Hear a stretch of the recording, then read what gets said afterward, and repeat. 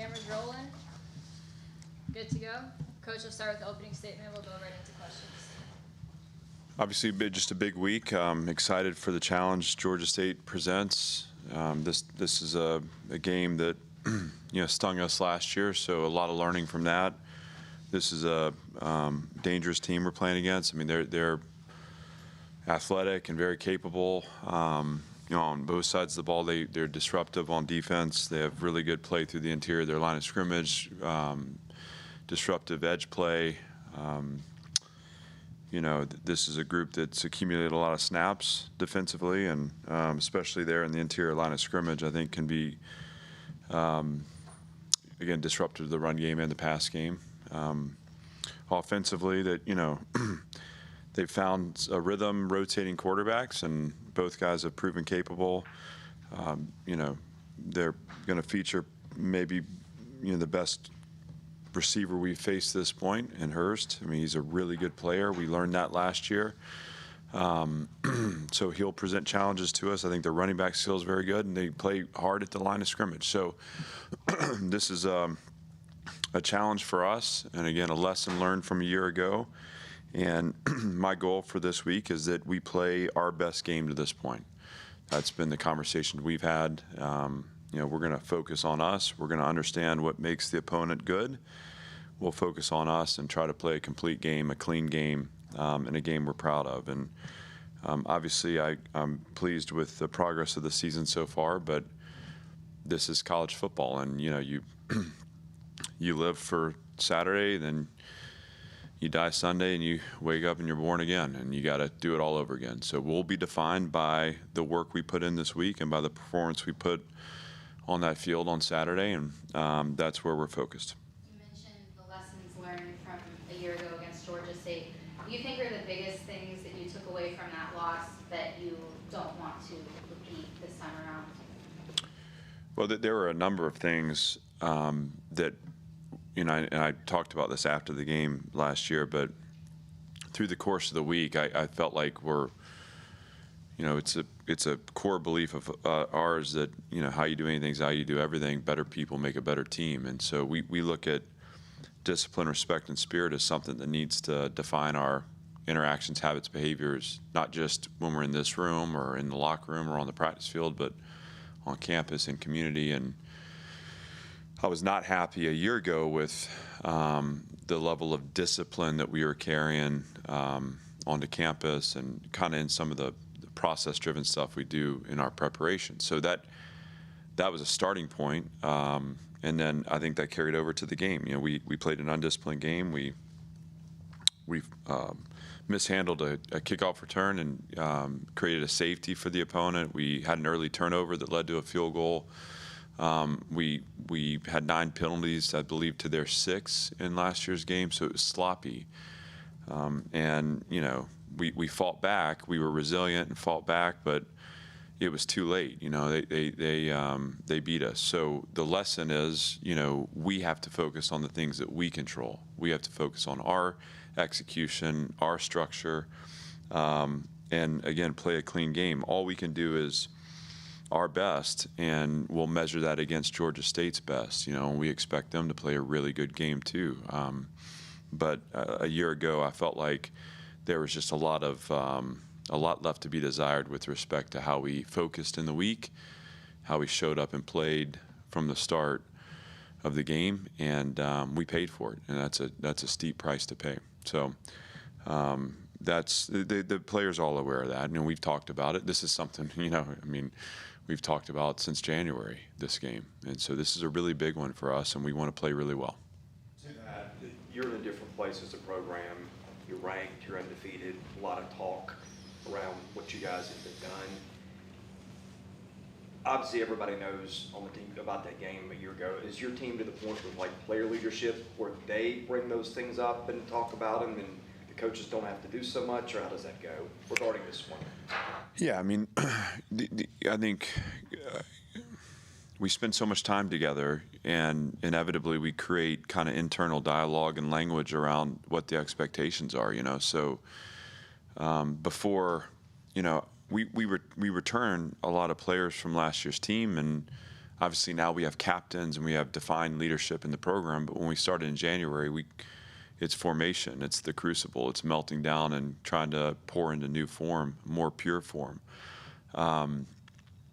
And, in that process, we spend a lot of time unpacking the psychology of the week-to-week grind and the things that get lost along the way, and trying to better understand how we, I've talked here in recent weeks about, playing better in November and how do we sustain longer. And I mean, that's how you actually evolve a team, a program forward, is you just pay attention. So certainly today was a better day. Yesterday was a better day. Sunday was a better day than we had a year ago this week. Certainly it's really important to our players to show up and play well. Certainly they've invested a lot in this along the way. And so this is not, Coach Lea has to come in and motivate a group. We see it all the same, and we're living it and breathing it all the same right now. But it is really important to us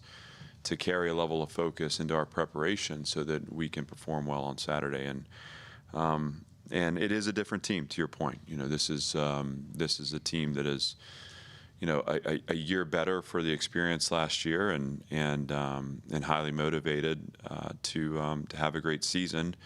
And to have a great season, we need to be where our feet are and have a great week. And I'm talking about a great week of prep so that it shows up for us on Saturday and we can play at our highest level at that point. And last year almost matured that group where you were saying early in the year, if we leave it to chance, something bad could happen, and then they leave it to chance there and kind of see that. Did that help them ultimately?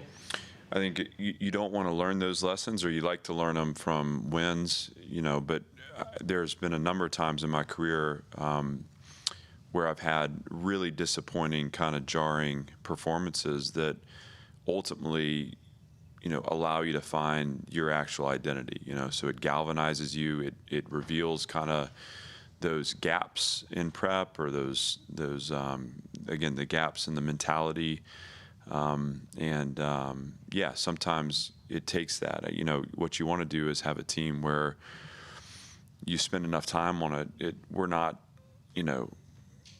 I guess, ignorant to the idea that, we're human, and as humans we can get distracted. And,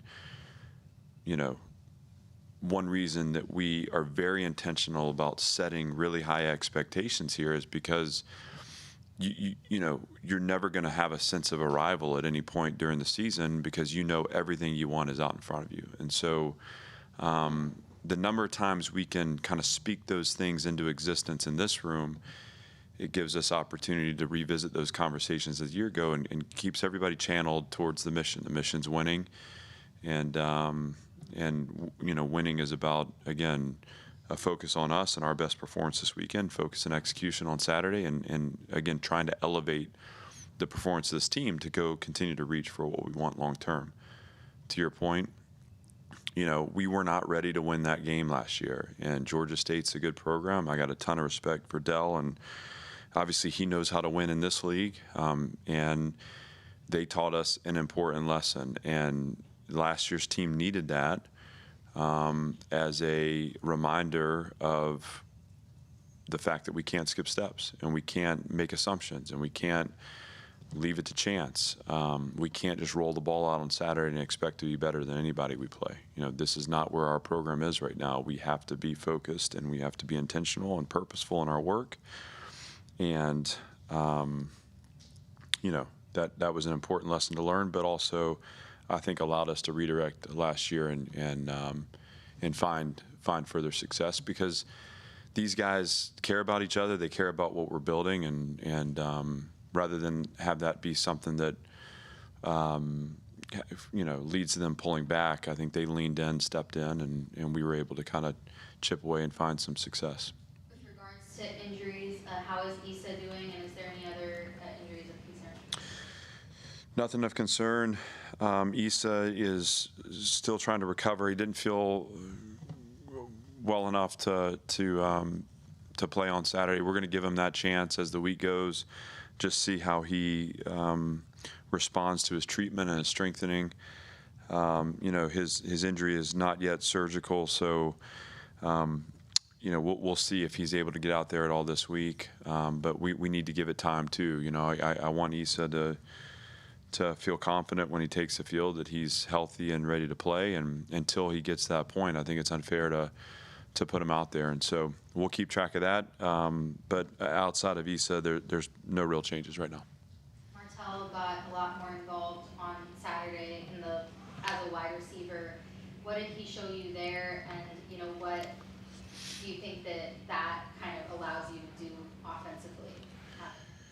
Well, he's another weapon, and so I feel like he's starting to gain comfort in this idea of playing in all three phases.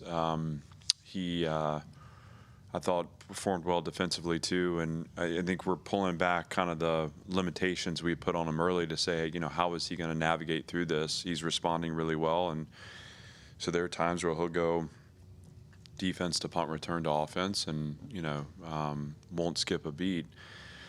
It was great to see him get involved, and he can be a real weapon for us offensively. And obviously we feel like we have a number of weapons on offense, and there's one ball. And so, I leave it to Tim for the design and obviously the players for the execution. But I can't say enough about Tim Beck, just as a play creator, designer, play caller. He's got a great instinct. Just the way he uses our people and puts them in position to be successful.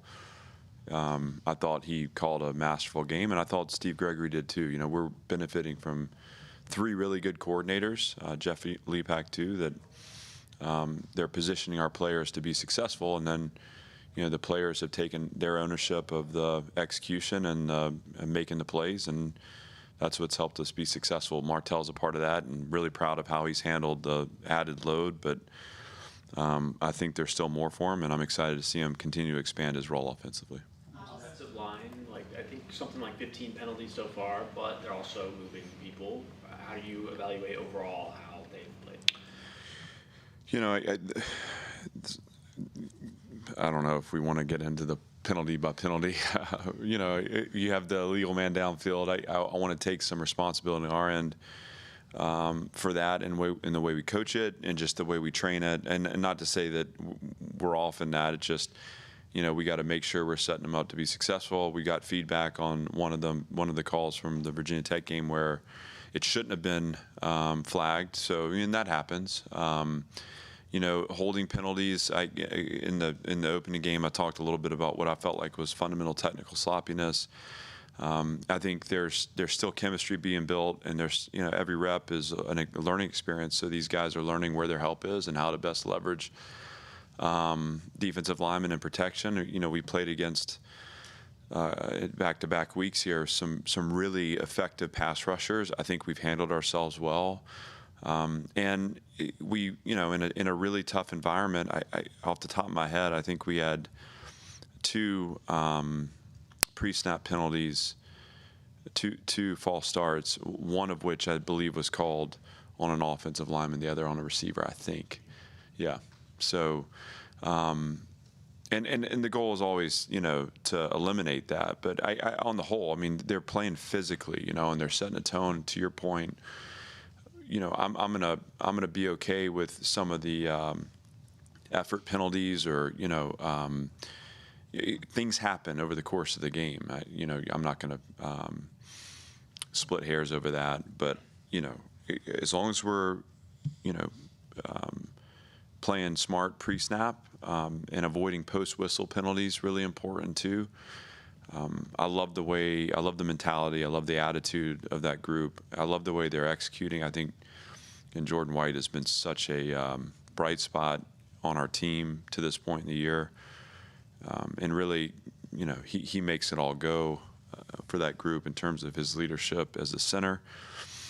I'm pleased with how they're playing, and I hope that as we go through the season, you'll continue to see them clean up, them strengthen. But that has been a difference for us these last 2 weeks for sure. How much of your success would you say early on is attributed to the line of scrimmage on both sides of the ball from what you guys are able to control? Well, I think we've played well. We're bigger. We're stronger in our lines of scrimmage. I'd love to see Issa back out there because I think he's a big part of our defensive front. But I'm proud of the way those guys are playing, and that's where you have to win in this league. I mean, I think that's a lesson from 5 years of building in this program is, we have to be strong at the line of scrimmage, especially our style. We want to be a team that is a 4-quarter game that's physical, that separates at the line of scrimmage on both sides. And so I've been pleased with how they played on both sides, and on both sides they've impacted winning to this point, and they will need to continue to do that for us to find the success that we want. CJ Hurd sort of break out the last 2 games, even rushing the quarterback a few times, but also in the secondary being impactful. What makes him such an impactful defender? He's a good player. He's instinctive. He has, I think, really good point of attack fundamentals. He's a good tackler. I was talking to him today. I've been so pleased with how he's played, and you can see some of that in practice and training. I mean, you see he's a smart player. He can anticipate well. He's learned the system quickly. But, there are parts of that, too, when you're in a tag-off period or, a scrimmage where he's rotating out or whatever. It becomes a little different when the lights are on Saturday. I think he's responded really well in tough environments. He's been a leader for us back there. I think this past game he had 12 tackles, if I'm not mistaken. I mean, that's incredibly productive. He had to pick against Charleston Southern. I mean, he has made a big difference for us, and really pleased that he's with us. I mean, I've been I'm very excited about the way he's playing. What has been the key to your defense improving from last season, having 2 straight second half shutouts? Yeah, it probably has a lot to do with who's calling the plays, honestly. I'm just kidding.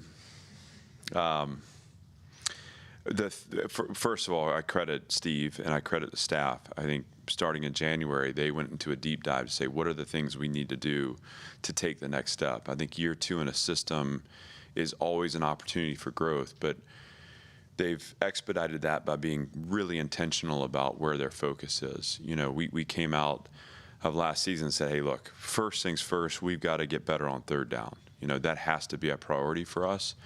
And to get better on 3rd down, you need to be better on 1st and 2nd down and set up third down and wins defensively. They've done that. Again, that is through the hard work of the staff to organize kind of the structure, the framework for that improvement, whether that be tactical changes and opportunities to be a little more aggressive at times, which you've seen. And then it's the execution of the players. So we're getting off the field better, but I think that one of the biggest things is we're attacking the ball. I mean, to come out of South Carolina with 4 turnovers, that's a big deal. And this is another point of focus for us because we led the country a year ago in giveaways. And when you think about how to sustain success, how to grow success, I don't know that you can bank on that.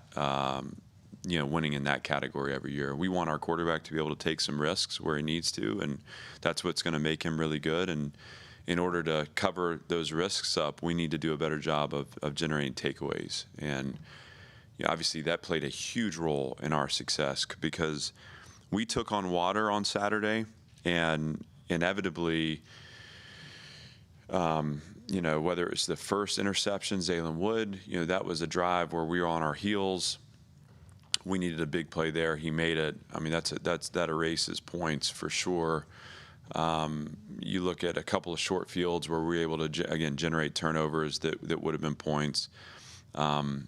Turning the ball over changes the game. So, I've been proud of that, pleased with that. I credit Steve and the defensive staff for those improvements, and then our players for taking the ownership over the execution and working really hard from January till now to improve in those areas. Back to Martell, obviously y'all haven't punted very much and haven't needed to use him as much in the return team. But is there any concern about adding on, in games where there are more punt returns, his workload there as well? I don't worry about that. I think I think he'll be fine. I understand the question. I just, that's not really a concern. Last question. I think we know you well enough to know how you're going to answer this, but it's the highest you've been ranked in your tenure here. Just, does that mean anything to you, or I assume you're just kind of drowning that out right now? It doesn't matter. Not that and again, I don't want to be that predictable. So let me. I never take for granted progress. I never take for granted the positive energy that's around us. I don't bathe in it, I don't sit there and, whatever, swim in it. It feels good to have this program at a point where we feel like week in, week out, we can go win a game. And it doesn't always have to be perfect, and that feels good. I think what we're focused on here is just where we want this season to go. And so no one talks about at the end of the year what you're ranked after the first 3 games. It doesn't carry significance. It's not a measure for us. In fact, we never talked about that from January through fall camp. It was never like, hey, I hope we're ranked after week 3. Inevitably the season challenges you. That's going to happen. So, we're not going to make it through this unblemished. Whatever that adversity looks like, I don't know what it looks like. It could be a really close win where we try every way in the book to lose it. It could be a tough loss at some point. But the season will find a way to challenge you. I think we have to stay focused on the team that we're becoming. We want to be a better team at the end of the season than we were at the beginning.